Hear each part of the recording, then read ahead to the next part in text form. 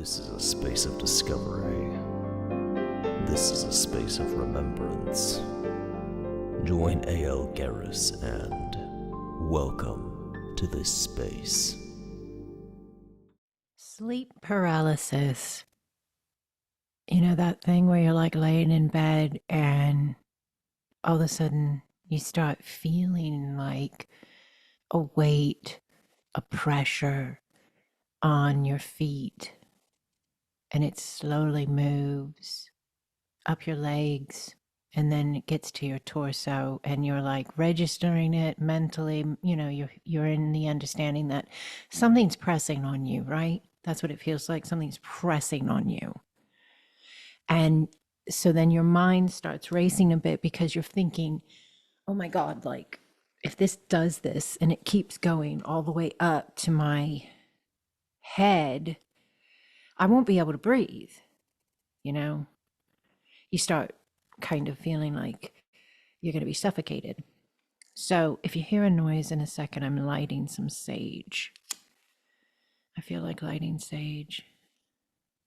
I light sage when I want to kind of like just bless my space. I don't light sage because I think I have, and I do light sage to clear.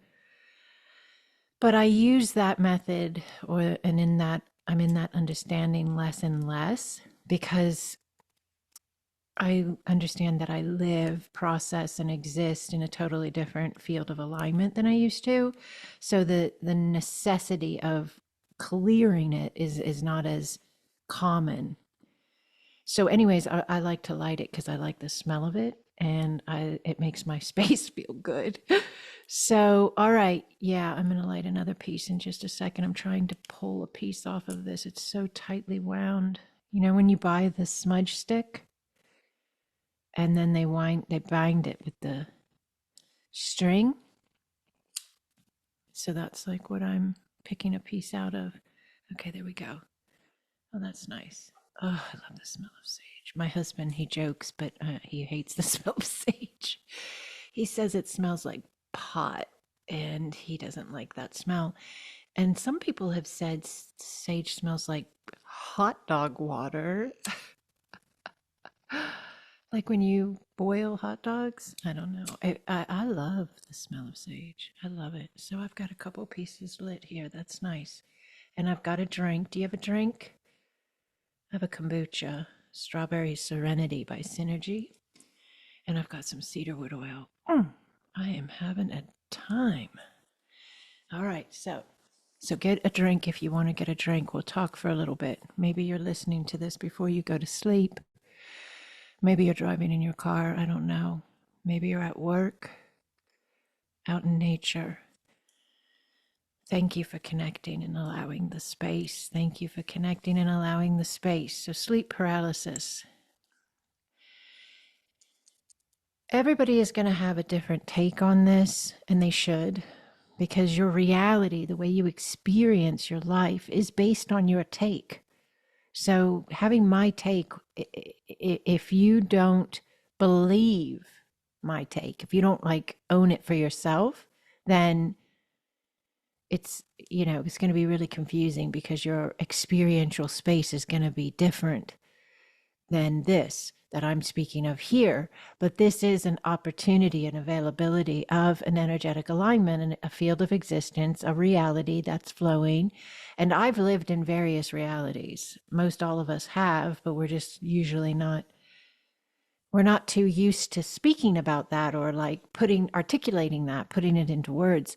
But most of us have lived innumerable realities because we've changed our minds.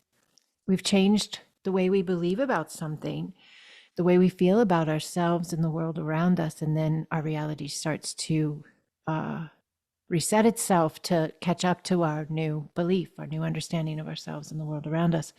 So when I was in, I would say probably mid-40s, early 40s, mid-40s, yeah, and late 30s probably, the sleep paralysis was terrifying.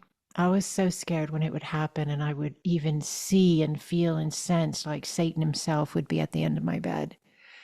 And yeah, I would rebuke it in the name of Jesus, and I would, feel myself wanting to say the name of Jesus as it was happening to me, but I couldn't get my mouth to speak correctly. It felt heavy, it felt full, it felt oddly disconnected from my mind or something. And I would be like trying to say Jesus in a sleep paralysis moment years and years ago, and it would be like, Jesus. You know what I'm saying? Like I would be just trying to force it, right? But I remembered my mind kicking in and saying, it doesn't matter if you can't say it, you're thinking it, and that's all that you need. And so everything would shift and move and open up and clear and so forth. But it would keep happening, it would keep happening, it would keep happening.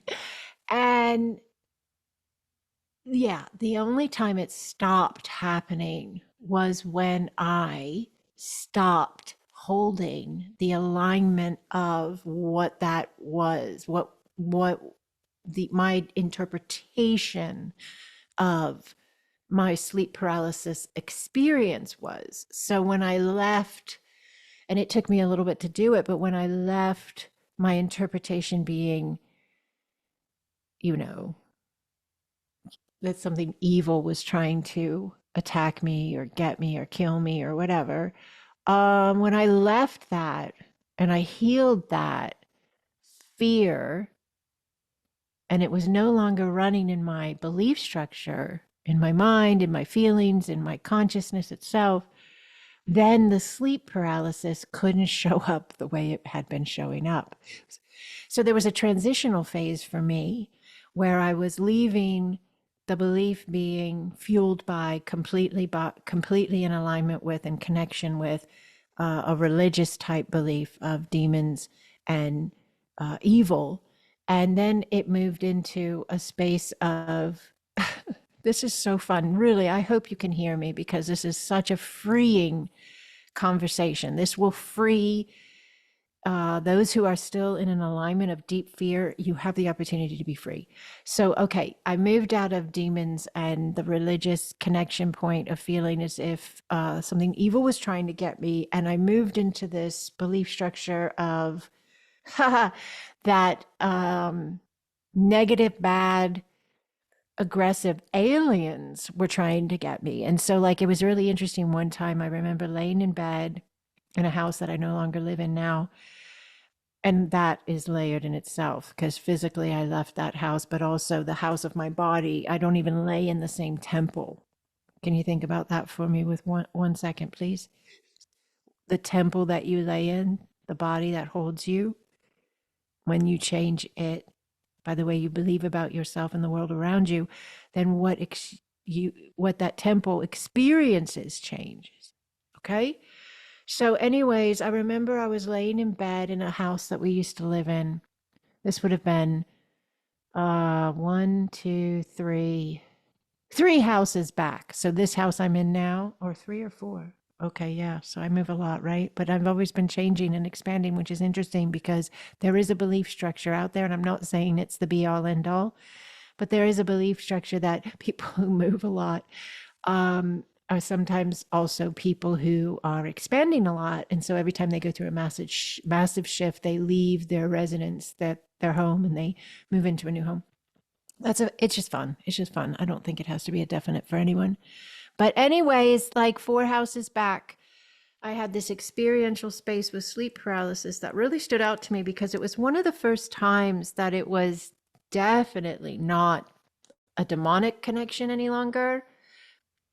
But the sleep paralysis space had moved into a new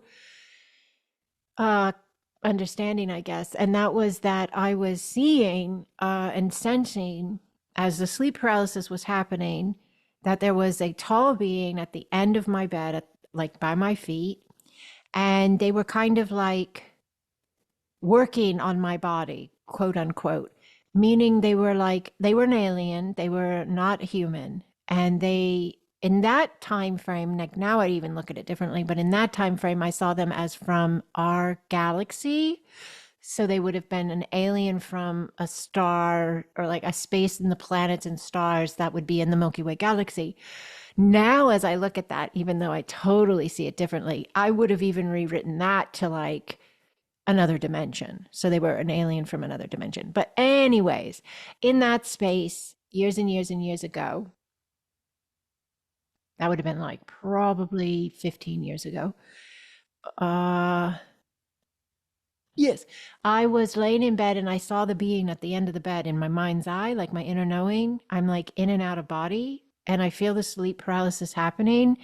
And I'm like registering this being at the end of my bed, and he's working on my body, like with my genetics and stuff. And then at the same time, I sensed that being was speaking or talking, but mind wise, telepathy, mind communications with this other being that was on my right. I was on the right side of a bed. So, right off the side of my body, on the right side of my body, was this other being up by my head. And in front of them, at the very head of my bed, in front of this being, was a very tall terminal. And it had lots of buttons on it. It made a lot of sounds and it lit up. And it looked like some type of control pad on top of like a slanted tabletop thing, but it was like a podium. It was tall. Like, have you ever been to church or been to somewhere where somebody has given a speech, a graduation ceremony, something where they have like a podium that they stand behind and it kind of comes up to their chest, area. So this device, and it was like computerized, and it wouldn't be the first time it wouldn't be the last time, I should say. It wouldn't be the last time I saw it, but in this particular sleep paralysis experience, there was a being by the side of my upper body on my right, and this podium type structure with some type of electronic computerized control pad that they were working. And then they were talking and communicating with their mind with this being that was at my feet. And I mean, I had had a lot of really cool and really weird experiences, but this was one of the first that really solidified the connection point of like aliens and like ETs. So I remember stating and in confirming and intending, I do not consent. Like, that was my big thing, is I remember conveying that to them. I do not consent. I do not consent. And so it's interesting because I went from rebuking, casting out, commanding in the name of Jesus, that demonic and evil and Satan himself, leave and get away from me, And then I moved into, I do not consent with alien beings. And I just think it's kind of funny because that change of how I was registering my experience only happened because I changed my mindset. I changed my belief structure I opened it some. So forever, I only allowed one specific possibility. And then when I opened it up and I said, you know what, wait, maybe there's more. And what my more was other beings that were beyond human and beyond the religious teachings of one of the biggest religions in humanity. So when I opened that up, then when I would have the experience, now the experience was opened to be interpreted by me in an additional way, in another way. And it was really awesome because, like, especially now being, 15 years down the road or whatever, I look at that and I think to myself, wow, like, this is such strong confirming proof that what you believe about you and the world around you is everything. It plays the whole role in what you experience. When I shifted out of my belief structure being limited to only basically angels and demons and human, angel, demon, human, and I opened it up to maybe there are other beings, maybe there are other life, there's other life on other planets and in other spaces. And that was before I even understood dimensions. Like, now I'm like, whoa, yeah, incomprehensible. So I remember the being at my feet and I remember the being on the side of me. And some people may be asking, like, well, okay, so then is any of it ever real? And absolutely, 100% across the board, everything, every bit of it is real. So be mindful of what real you choose, because when you choose your belief structure, you're choosing your experience set, you know? So they go hand in hand. The only way in which consciousness experiences anything, and you are consciousness, I am consciousness, the only way we experience anything is through the lens and interpretation connection point we hold in our belief structure of who we are and the world around us, what it is. So, that particular incident, I guess both of those could work.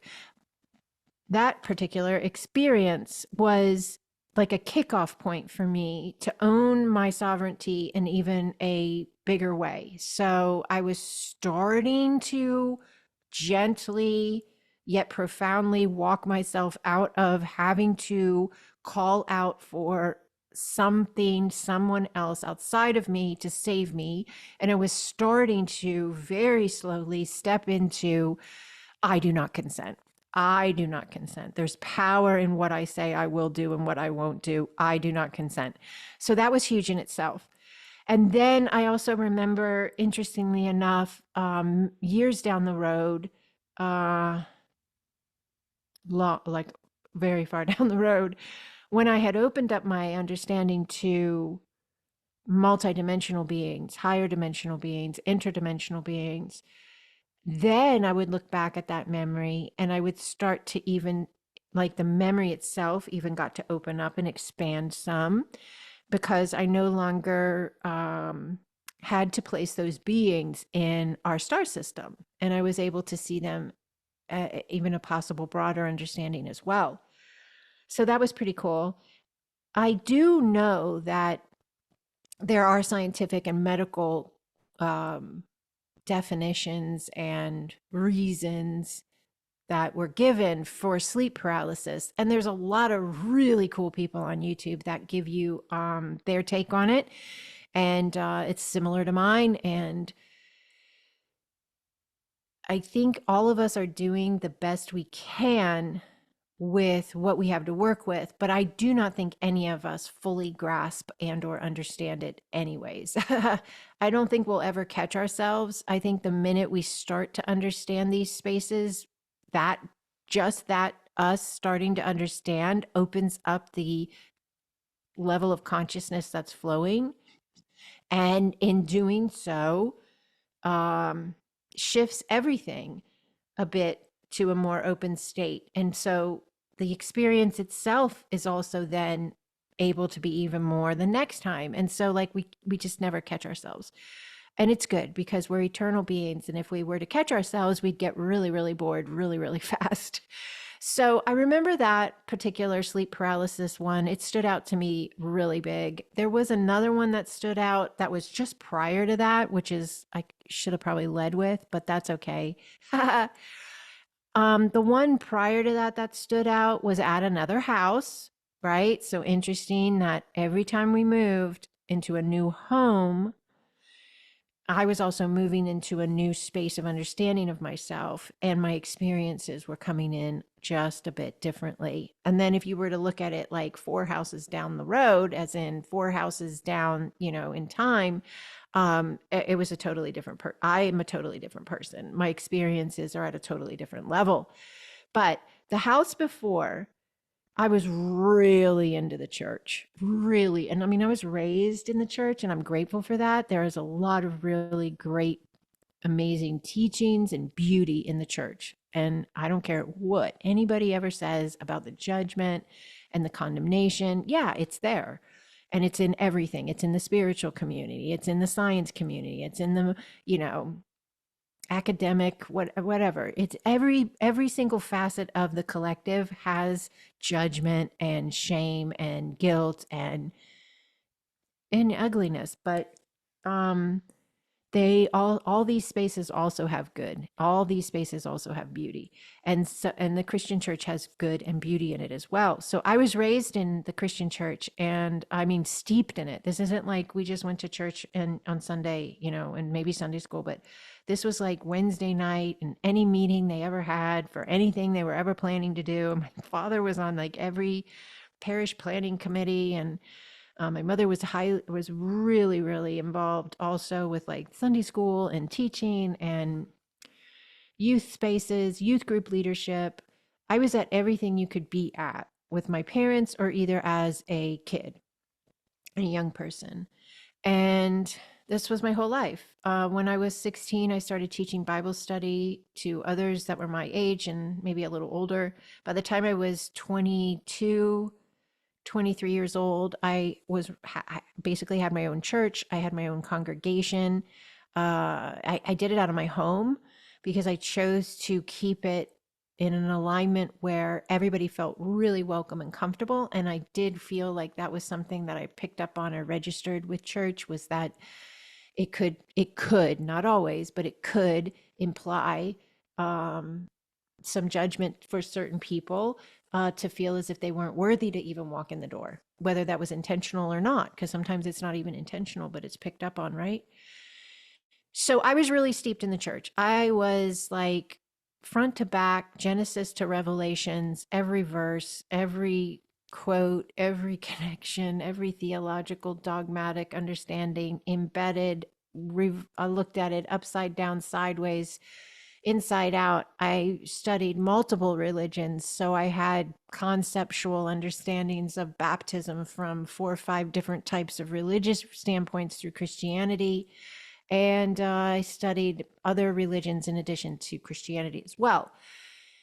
But when I had this experience in the sleep paralysis, when I was very, very embedded in Christianity, that was the one that really jumped out at me, because I could have drawn for you. I could still draw it for you because I can see it in my mind's eye perfectly. But I had the sleep paralysis come in on my body. And when I felt it come in on my body, I immediately remember like feeling, sensing, knowing Satan himself was at the end of my bed and like was gonna like harm me, like physically scratch me, claw me, you know, harm me, hurt me. And at that time, I was so involved in the church, I was doing a theatrical, like Christian theater outreach. And I was a director, a writer, an actor, a producer of this massive theater type outreach that we were doing at a Lutheran church. And all these adults would come and join and take on roles that I would give them and scripts that I would give them. And then we used music by Carmen. I don't know if anybody's familiar with Carmen, but fantastic Christian artist. Always love that music. Always, always, always will. He tells stories and he uses really cool music to do it. And I used to take the stories, take the music that Carmen would write, and then I would write a play to go with it. And then I would find adults and kids that wanted to come and act. I myself was like, I don't know what I was then, maybe like 30. I guess I was around 30 then. And so we would put on these plays, and it like started an actual revival in the church, and it was incredible and big and beautiful and intense. But at that time, when I would have sleep paralysis, I would see Satan, I would see demons. Then I kind of started expanding over the years into the understanding that there was more, and I was starting to believe and think that there could be other beings besides angels, demons, and humans. And some people may think, oh my God, that is such a sheltered life that you made it that far in life and that's all you believed in.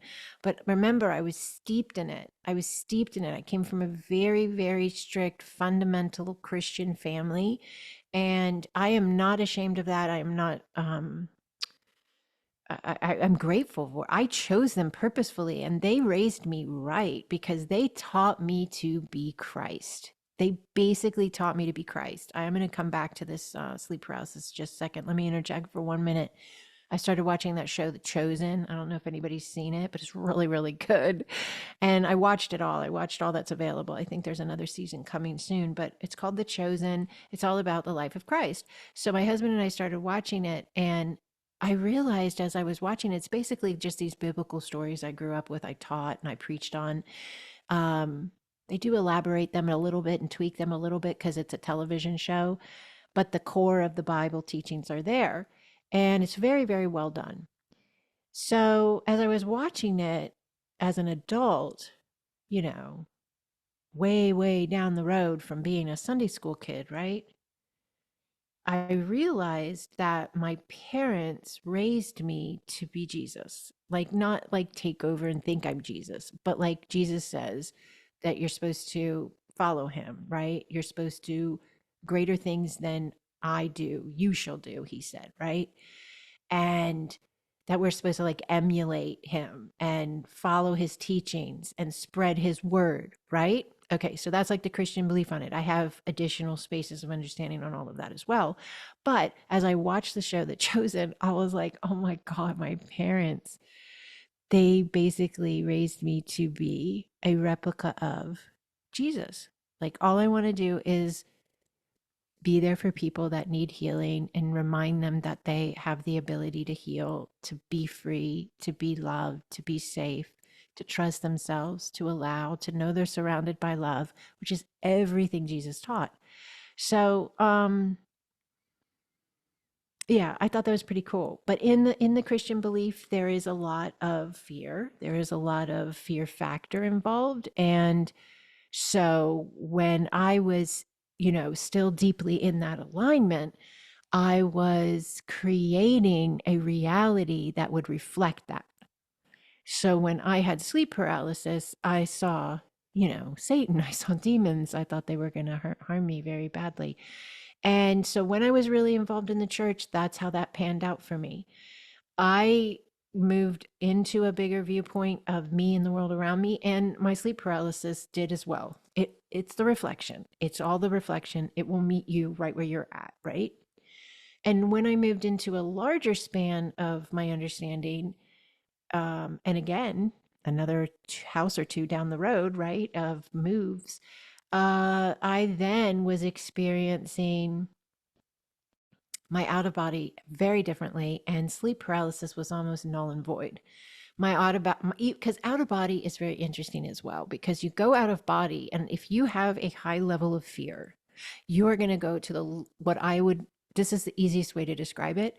You're going to go to connect in with and experience as and from lower levels of the astral plane or the astral field or consciousness itself or dimensional travel. And so the more fear you hold, then the lower your vibratory state of being is. So the lower your vibratory reflective reality is going to be. Okay. So as I healed my fear, and that's like a whole nother podcast in itself, but I'll talk a little bit about it. As I healed my fear and I healed my belief structure and opened it and expanded my mind, my heart, and my intention, and my consent, and my understanding of my consent, and my power, and my sovereignty, and my wholeness, as all of that grew into a higher state of being, my experiences, the reflection that was coming back to me, my experiences changed as well.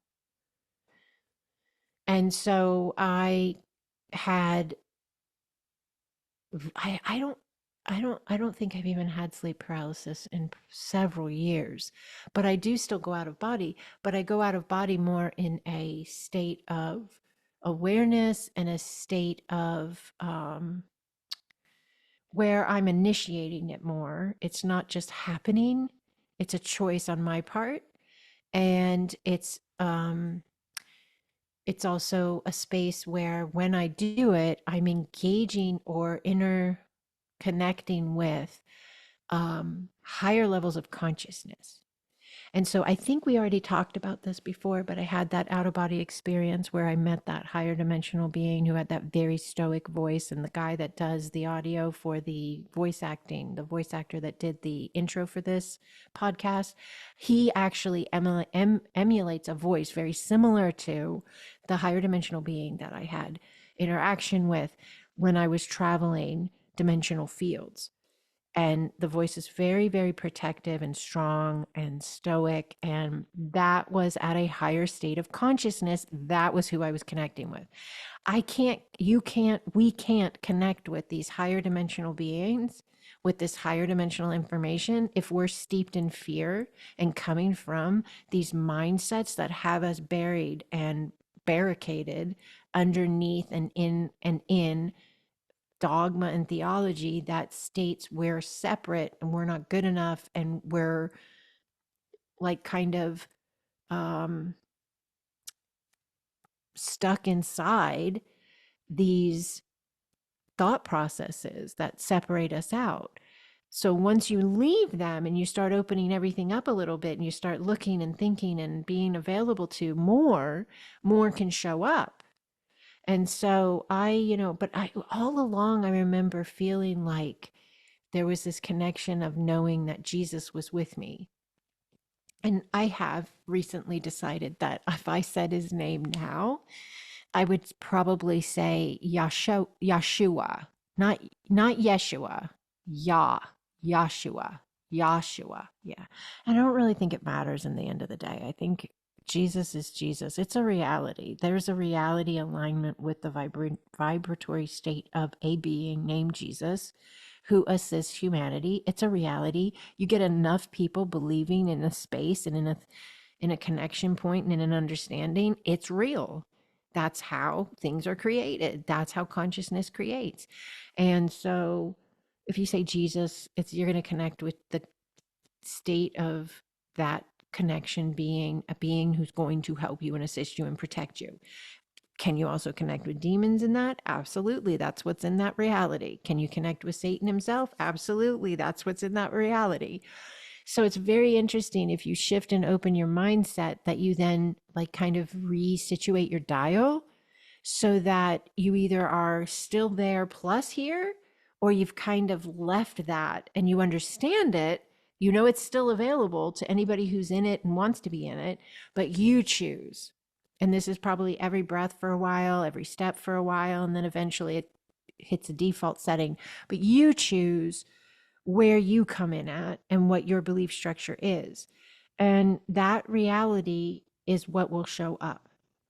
And it will affect whatever it is you're experiencing. So if you're experiencing sleep paralysis and you have this lower, and I say lower, that's not accurate. It's not to claim that the Christian standpoint is less than this open-minded, open heart, pure intent standpoint. It's what I should have said, what I could say is it's a slower flow rate. So the fear that's involved in the teachings and the belief structures of that particular reality of demons and angels is going to have a slower movement of energy. It's just the reality of how energy moves. And then there's increments all in between, and there's a space where the human is remembering that it is the divine within form. And if the human is remembering that it is the divine within form, its energy is moving at a totally different flow rate. It's moving much, much faster. And it's not that that is better, smarter, stronger. It's just different. It's just different.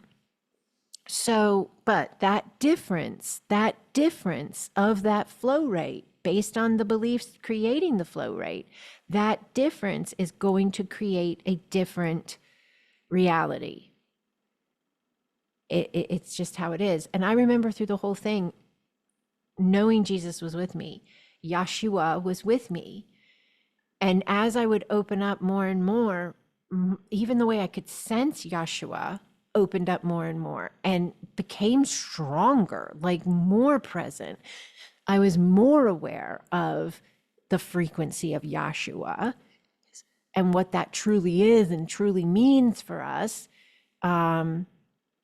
And that in itself is, yeah, mind-blowing. It's incomprehensible love, incomprehensible acceptance, unconditional, incomprehensible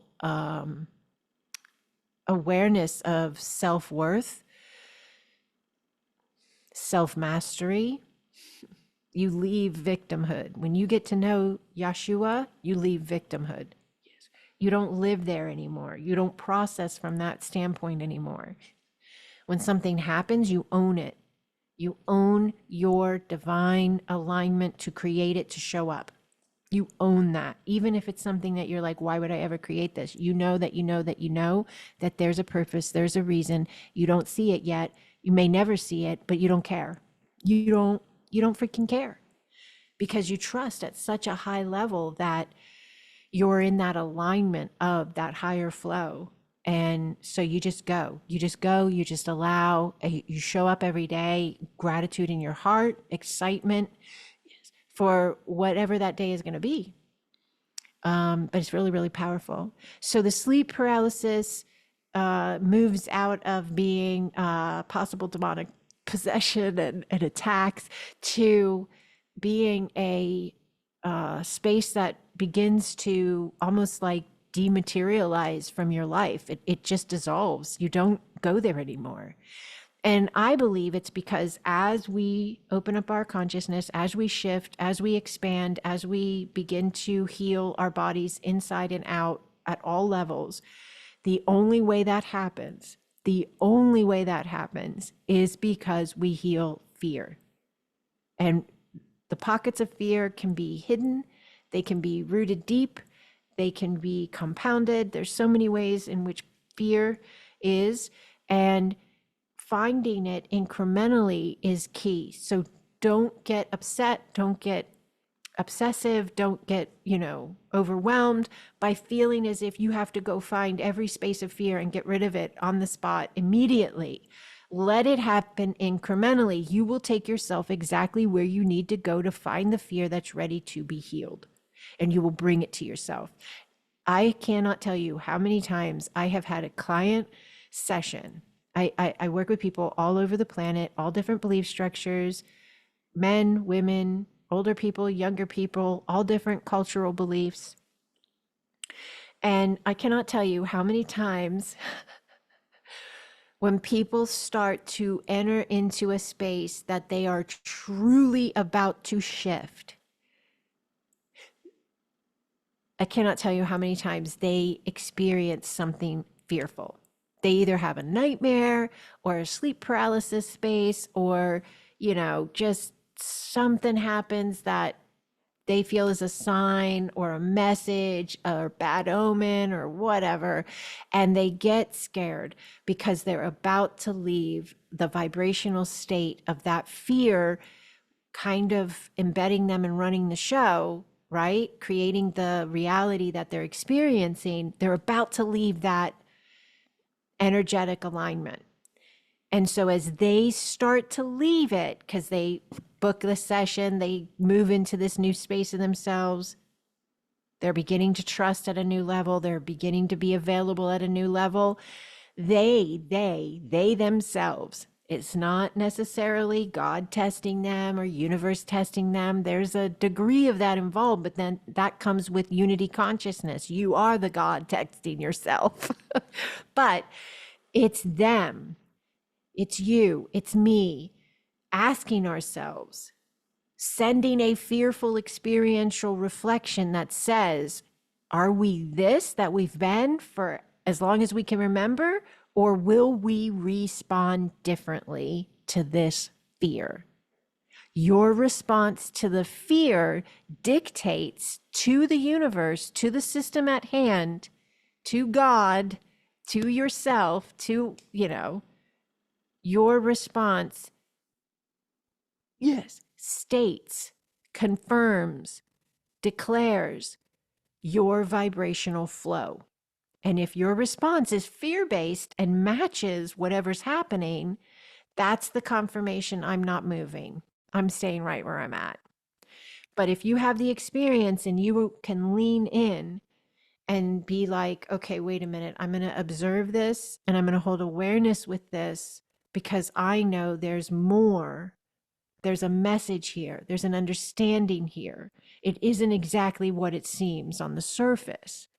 And here's the other thing with healing fear and shifting your vibration. You cannot go to assuming what's wrong. That's what embedded you in the vibration you're currently running right now. Even if you're at a higher vibration, assuming what's wrong keeps you there, maybe even bumps you back. Assuming what's wrong ignites and rejuvenates fear. Fear slows everything down. So when you go to assume what's wrong, you can say, wait a minute, that's a timeline I no longer align with. Yes, write that down word for word. That's a timeline I no longer align with. That's a go-to phrase that's extremely helpful, powerful, and a confirmation on your part to say, I don't consent. I don't consent to continue to run this level of fear. I do not consent to continue to replicate this cycle in my life, this pattern in my life. I do not consent. That's a timeline I no longer align with. And then you have to not only say that, but somehow, some way, to some degree, and it can get better and better over time because the first couple of times it's hard, it's scary, it's big. But to some degree, you have to act different. I remember one time I was actually feeling like something was harming me, and I was in like a in and out sleep, out of body space, and it felt like something was grabbing my ankles, and it was going to hurt me, and it was very, very, very real. So I get that, right? And it is real to the extent of that's the reality I'd created based on my beliefs. It's not the only reality out there, but it's the one I chose to plug into. So I remember having that happen, and it was a moment for me. It was a point of shift for me because I thought, this is a timeline I no longer align with. I was like, I am done. I am done. I am no longer running this fear factor. I am no longer giving myself away to this. And I remember purposefully trying to reach out in my bed towards these claws, quote unquote, on my ankles, around my legs, and to gently touch them and say, you can choose love. Terrified, yes, I was. Terrified, yes, but still forcing myself. I forced myself to reach my hand outward to say, you can choose love, and try to touch it. Like, that's huge. That is so huge. I remember one time I was in the shower when I was still riddled with fear. I was in the shower and I was like washing my face, and I cannot tell you how many times I burned my eyes or something because I would have to open my eyes because I would think something was going to get me while I was in the shower watching my face. I mean, I was really, really riddled with fear. So anyways, I remember the first time that I didn't open my eyes and I put my hand out into the quote, quote, darkness, right? My eyes are closed. I'm in the shower, soap all over my face. And I put my hand out into the air in front of me with my eyes closed, and I just pretended to touch what my imagination had created as this hand that wanted to hurt me. And it was me choosing to push through my fear and to act in a new way, respond in a new way that didn't fit the old alignment. And so the more I leaned into that, the more I pushed through and showed up for myself at that higher flow state, at that higher awareness, at that higher availability. And higher is not the perfect word, but you know what I'm shooting for here. I'm leaving the fear. The fear is tighter. The fear is slower. The fear is more smothering, more grip, daunting, dense, heavy. The space of pressing through the fear, there is this level of exhilaration involved. There's this level of hope involved. There's this level of faith involved. And those are much faster flow rates. They're much smoother. They're much more efficient. It's all energy. It's all energy. And the energy you choose to give your focus to is the energy that then you use to create the reflection the experiences, your everyday life that you have. Yeah, there are a few other factors involved with collective consciousness and collective creative and so forth. But still, at the end of the day, the power lies in your own personal interpretation, your own personal perception, your own personal belief, and the way in which you implement those spaces of yourself, the way in which you be you. So, all right, I lay it at your feet. It's a pretty cool topic. And if you liked it, comment below and let me know if you'd like to talk more about these really interesting spaces of out of body travel, sleep paralysis. I would love to talk more about traveling dimensionally because that's kind of what I'm really into now. And understanding the vastness to the degree we're able, because we do not have it all, but understanding the vastness of ourselves and the availability of the way we travel with our consciousness, with meditation, with energy session spaces, with dream space, with going out of body. And it's really fascinating and it's really beautiful. So, all right, I'll lay this for you here. I'm honored to be every space of us we get to be. And I will see you on the next one. Bye bye.